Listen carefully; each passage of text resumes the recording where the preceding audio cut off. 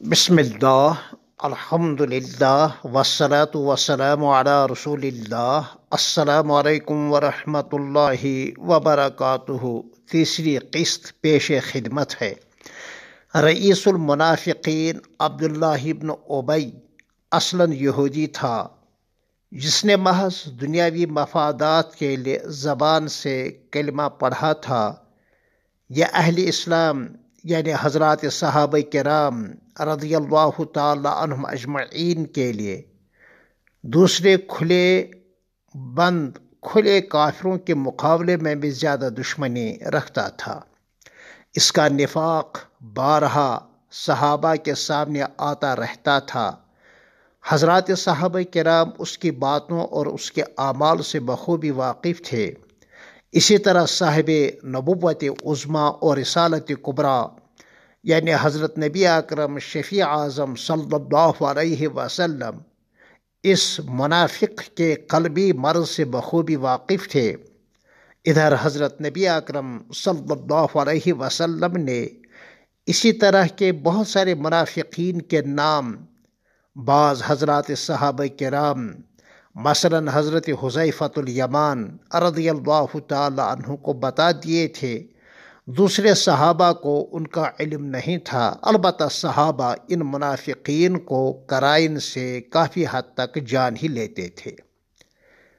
مدینہ طیبہ زادہ اللہ شرافتن میں یا تو مخلص مسلمان یعنی صحابہ کرام تھے یا پکے منافق جیسا کہ عبداللہ ابن ابی اور اس کی ناہنجار جماعت، یا پھر پکے کافر تھے مثلاً یہود تھے۔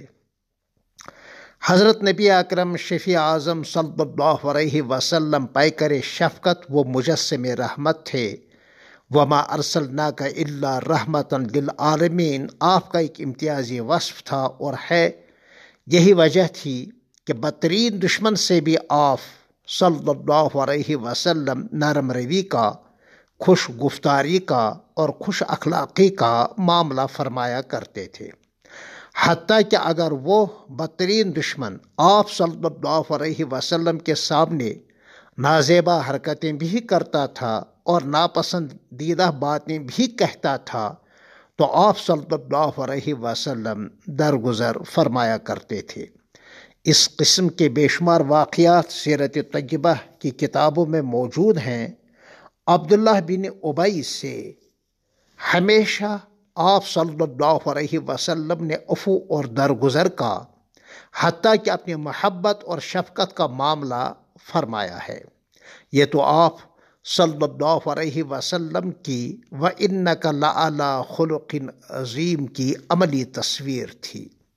نیز اس میں کئی ایک مصلحتیں بھی تھیں جن کو مفسرین و محدثین اور سیرت نگاروں رحمہم اللہ نے بڑی وضاحت کے ساتھ کتابوں میں یہ مصلحتیں لکھی ہیں۔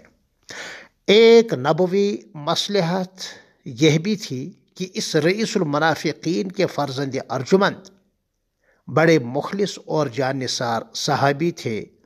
حسن اتفاق سے ان کا نام بھی عبداللہ تھا۔ اس عاشق زار صحابی کی رعایت اور ان کی جانثاری کا لحاظ بھی حضور صلی اللہ علیہ وسلم کے پیش نظر رہتا تھا۔